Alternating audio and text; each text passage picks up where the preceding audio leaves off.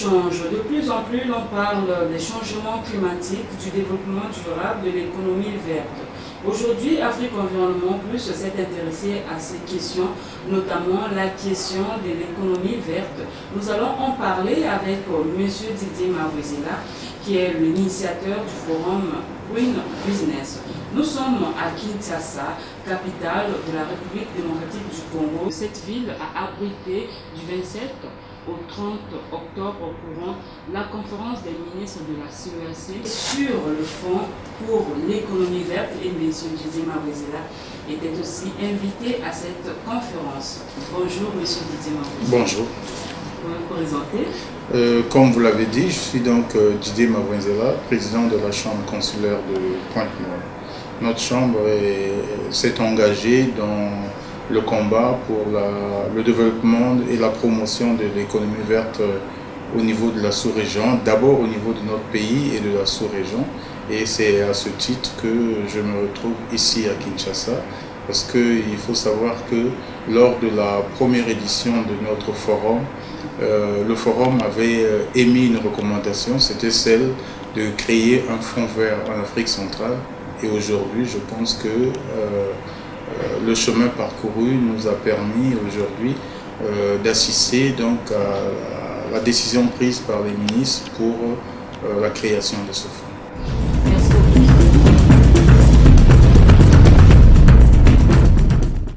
Les pays de la communauté économique des États de l'Afrique centrale viennent de se doter d'un outil financier pour l'économie verte. C'est le Fonds pour l'économie verte en Afrique centrale. Le document portant création de ce fonds a été adopté par les ministres de la CEAC ici à Kinshasa le 30 octobre dernier dans la soirée. Organisée sous le thème Diplomatie, intégration, gouvernance et nouvelle économie du bois, la conférence des ministres de la CEAC sur le Fonds pour l'économie verte en Afrique centrale a été ouverte par M. Louba Tambo, vice-premier ministre en charge de la défense nationale et des anciens combattants, représentant le premier ministre chef de gouvernement de la République démocratique du Congo. Ainsi, la RDC, pays hôte, s'est proposée d'abriter le siège de cette institution et a annoncé apporter sa contribution pour le démarrage effectif de ce fonds. Passant de la parole aux actes, il a annoncé le soutien du gouvernement de la République démocratique du Congo aux principales décisions en cours dans la promotion de l'économie verte, notamment la création du FEVAC et la mise à sa disposition d'une somme de 3 millions de dollars pour son démarrage dès 2015. Où sera donc logé le FEVAC et comment les États vont-ils faire pour son fonctionnement? Le ministre Henri Djombo répond. C'est de l'argent qui servira à financer tous les projets qui contribuent à réduire les émissions de gaz à effet de serre. La Banque de développement des États de l'Afrique centrale va héberger ce fonds tel que nous l'avons décidé. Signalant que la cérémonie de clôture de cette conférence avait eu lieu le 30 octobre dans un grand hôtel de la place et a été placée sous la présidence de M. Daniel Moukoko Samba, vice-premier ministre, ministre du budget. Tout compte fait, l'institutionnalisation du FEVAC se fera à Djamena au Tchad lors de la réunion ordinaire des chefs d'État de la CEAC qui se tiendra avant la fin de cette année 2014.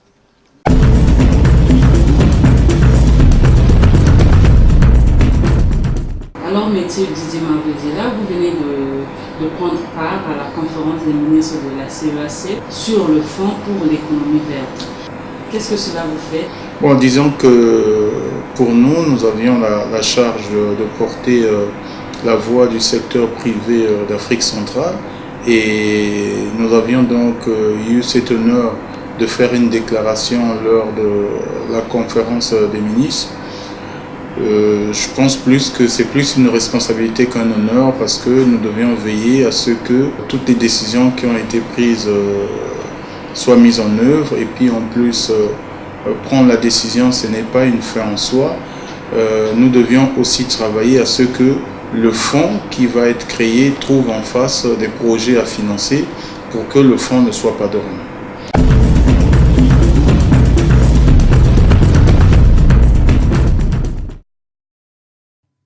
Le Grand Hôtel de Kinshasa a abrité le 30 octobre 2014 la cérémonie d'ouverture de la conférence des ministres de la Communauté économique des États de l'Afrique centrale sur le Fonds pour l'économie verte en Afrique centrale et la transformation structurelle de l'économie des ressources naturelles.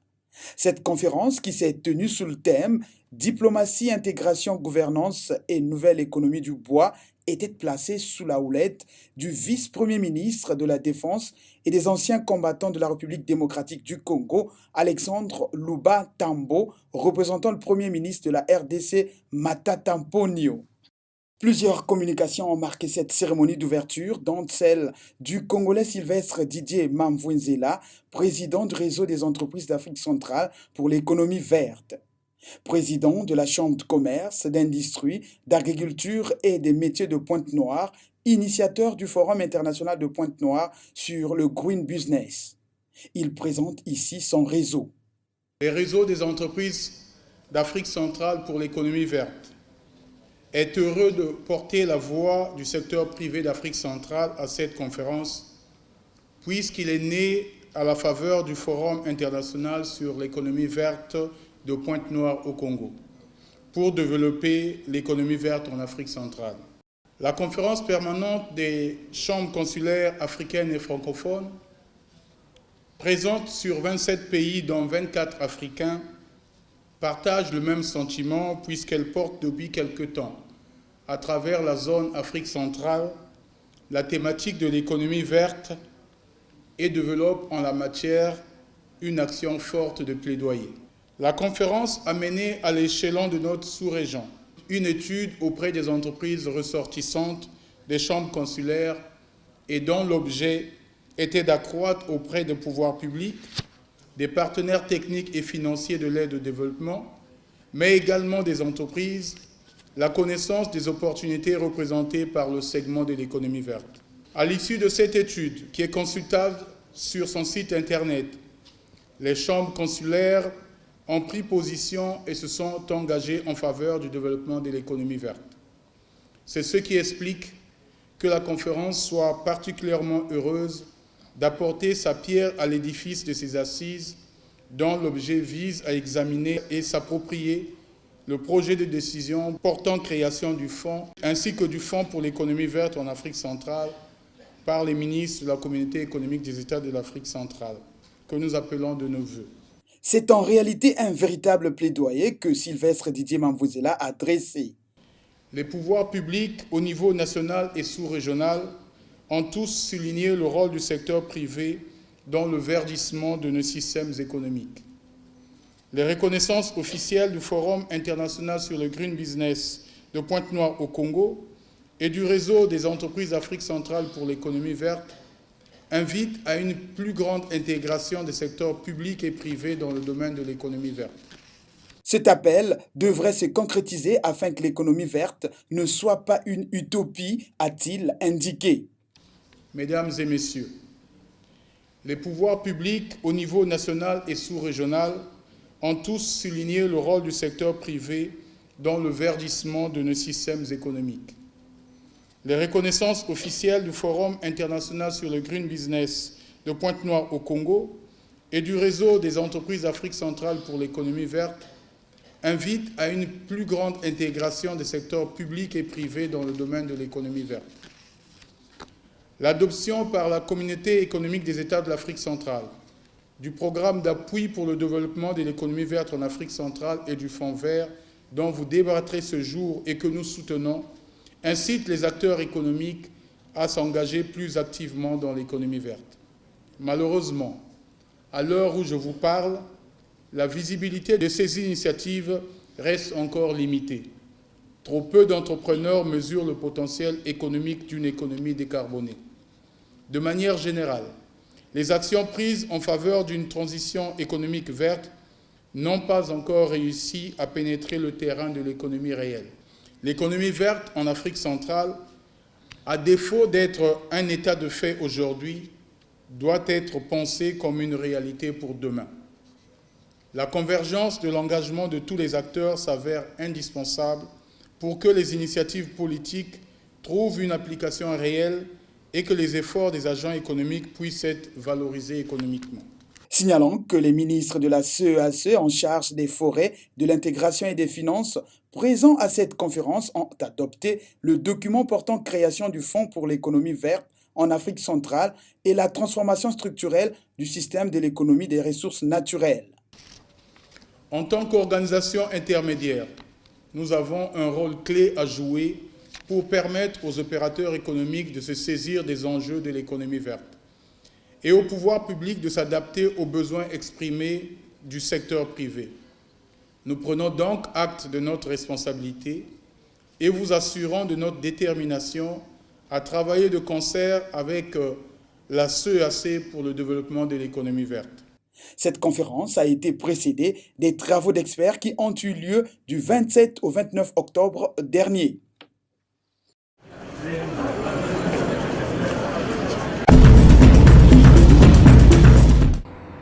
Voilà, de retour sur ce plateau, je rappelle à nos téléspectateurs que nous recevons M. Didier Marbezela, président de la Chambre consulaire de Pointe-Noire, initiateur du Forum international Green Business. Monsieur Didier Marbezela, nous venons de suivre votre communication et donc lors de vos propos, vous avez parlé aussi du fonds qui a été mis en place par vous, puisque vous avez pris part aussi à la réunion de haut niveau des ministres. Alors, quelles sont vos impressions tout d'abord par rapport à ce fonds? Oui, disons que mes impressions, c'est les impressions de travail accompli. Vous savez qu'on a commencé par faire des réunions au niveau de Brazzaville, mais faute de quorum, le fonds n'a pas été adopté. Nous avions continué à retravailler et nous avions participé pratiquement à toutes les réunions des experts qui ont permis de préparer la décision, les dossiers qui ont été soumis au ministre de la sous-région. Et aujourd'hui, je pense qu'avoir pris part à la conférence des ministres nous a permis d'abord de voir l'engagement politique des pays de la sous-région, parce que pour une première fois en matière de conférence sur l'économie verte, tous les pays de la sous-région étaient représentés et pour nous, ça nous encourage. Par cet engagement, les ministres de la CEAC ont marqué un essai et nous attendons donc sa transformation. Et pour nous, la transformation, c'est l'effectivité du fonds dans des délais raisonnables. Et pensez-vous que les chefs d'État vont approuver le texte portant création de cet outil que vous venez d'adopter ici à Kinshasa? Oui, moi je crois, je n'ai aucun doute en cela, parce que lorsque je vois les politiques qui sont menées dans la sous-région, vous avez dans notre pays, le président de la République a choisi parmi les secteurs de diversification l'économie verte. Au Gabon, on parle de Gabon vert. Le Tchad est en train de mener une bataille sur la ceinture verte et sur la protection du lac Tchad. Donc vous voyez qu'un peu partout, en RDC, on parle de beaucoup d'aires protégées. Donc vous voyez que partout, il y a une réelle prise de conscience politique. Pour développer ces secteurs, il faut que cette prise de conscience politique rencontre l'engagement du secteur privé pour que finalement l'économie verte devienne une réalité et une opportunité qui va être transformée en avantage compétitif. Alors, dans votre communication à Kinshasa, ici à Kinshasa, vous avez dit que vous allez marquer votre disponibilité à jouer un rôle actif dans la gestion du fonds pour l'économie verte. Ça va se passer comment? Disons que nous sommes disponibles à travailler avec le gouvernement, si possible.